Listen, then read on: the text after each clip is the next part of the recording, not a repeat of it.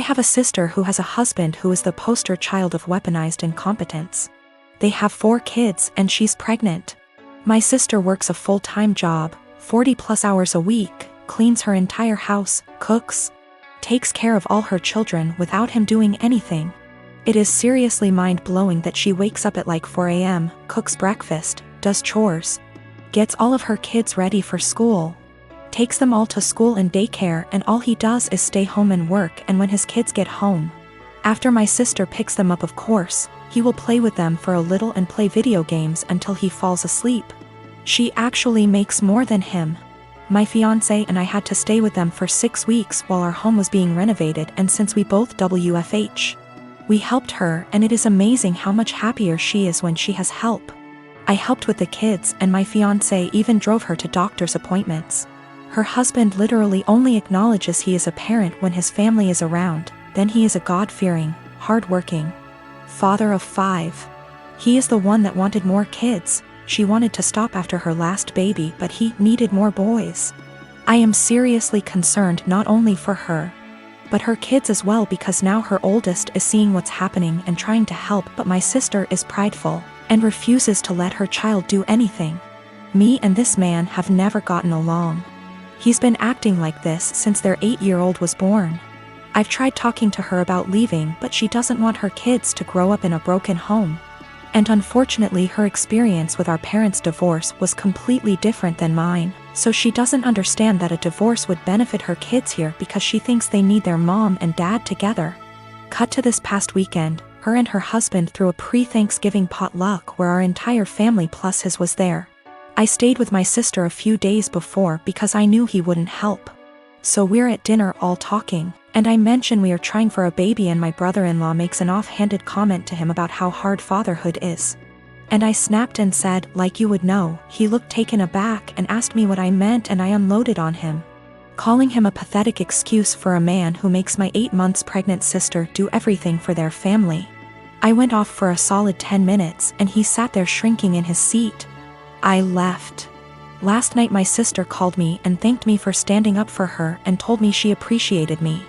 Although today I got a very nasty text from him telling me I'm a terrible person, and because I lied in front of his family, his mom is angry at him and is moving in with them to help her out, and I've made him the laughingstock of his family. He certainly thinks so.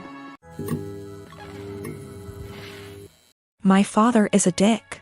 When he got my mother pregnant, he wanted her to quit her job and just stay home to be a good little wife and mother. He is very well off due to a trust fund, and he doesn't really need to work. My mother refused and divorced him. Because of a prenup, she got very little, and he moved back to Europe. His parents never knew about me, and my mother had a good profession, and I never really wanted for anything. My grandmother and grandfather, her mom and dad, were awesome, and I got to spend my summers exploring the wilds of Western Canada with them. My father never paid the child support he should have. Like I said, it did really matter. My mom makes good money and she gave me a great life as a child. I'm getting married. I met the love of my life at university, and we have been together for 8 years. He is a wonderful person, and he really is my lobster. His family is from the same city as my father, and they are a huge rambunctious bunch. Because of a lot of intermingled business and personal relationships, my parental grandparents found out about my impending wedding, and me, I suppose. They have been in contact and want to come to Canada to meet me and my fiancé, who I guess is a grandson of an acquaintance of theirs. Small world. When they found out that my father had basically abandoned me to fend for myself in this world, this is honestly how they see it. They were pissed, to say the least. It is very funny because we are decidedly upper middle class here. So long story short, they had their lawyer calculate the amount of child support my father should have paid with interest, and the cost of my post-secondary education. They then gave me this as a gift. What I didn't know was that it came out of my father's yearly draw on his trust fund.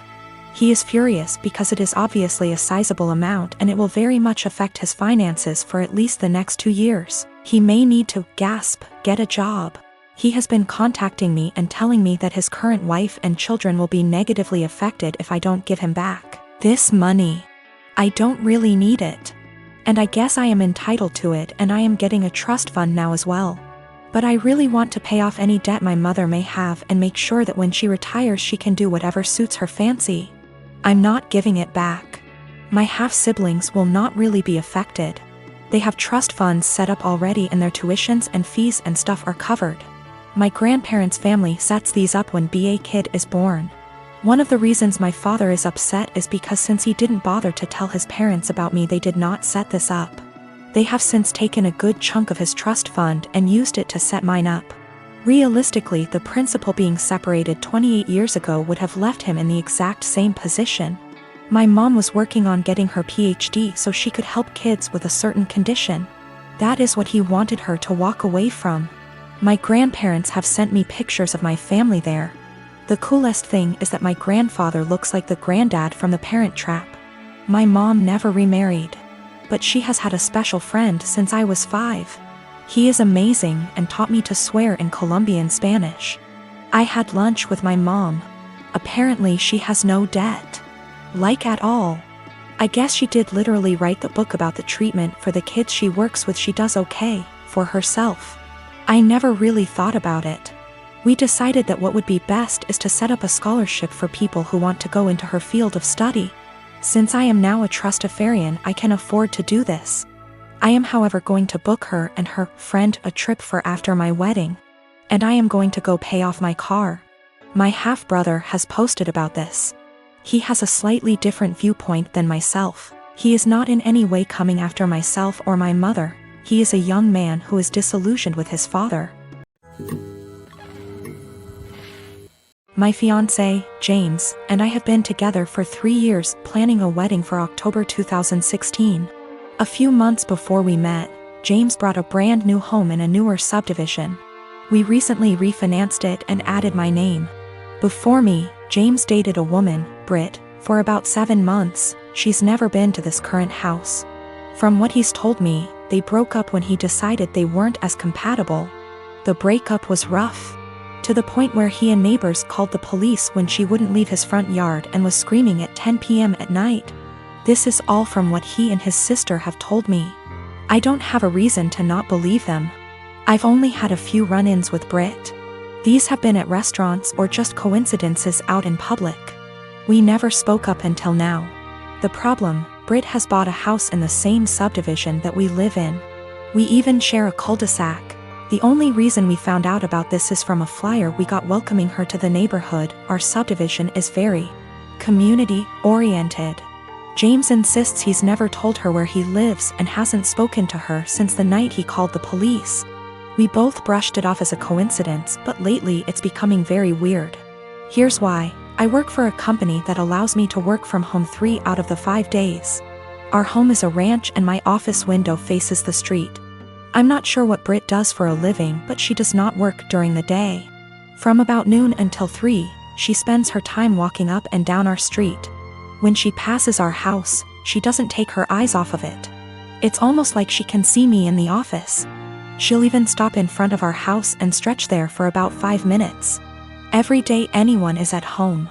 It makes me uncomfortable to the point where I have all of our blinds closed during the day. I understand the need for exercise, but she walks for 3 hours just going up and down our street.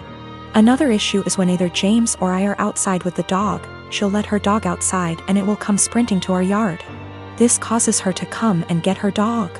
Every time she says, "I'm sorry, we're still working on training." James and I are always polite. Normally, I would be okay with this, but James has pointed out that any other time she lets her dog out and we're not outside, she'll immediately correct him before he runs off. She never corrects him when we're outside. We've been getting ding-dong ditched a lot since she's moved in. Something that's never happened in the 4 years that James owned the house. The doorbell will ring around dinner time, between 6 and 8, and by the time anyone gets to the door, no one will be there. It's gotten to the point where our Doberman has picked up the routine and waits by the front door, pacing. The last issue, which I believe might be illegal, is that our mail seems to go missing for a while and then pop back up. What I mean is, Britt will knock on our door and say that she received our mail and is just returning it. This has never happened with the previous owners in her house. We don't have a new mail carrier either. It seems to happen once a week and she'll always bring it on a Friday night. Based on the date on the envelopes, we can tell she's been holding it all week. This has pushed James over the edge because she had our water bill, which resulted in us being 2 days late on the payment. James is neurotic when it comes to paying bills. Every time I have to convince him not to go over and yell at her because we haven't actually caught her taking it out of our mailbox as much as I try to monitor it. She usually gets 2 days worth of mail because those are the days I'm not working from home, the other days I get it right away. I'm not sure what to do at this point. I don't want to piss her off by confronting her, but how can I get her to stop? She's making us nervous and I feel uncomfortable in my own yard most of the time because I know she is watching. I know this sounds strange, but I'm not sure if I can legally do anything about it. I don't have anything against her, it's just becoming an annoyance. I am a 16-year-old female. I used to have a good relationship with my mother.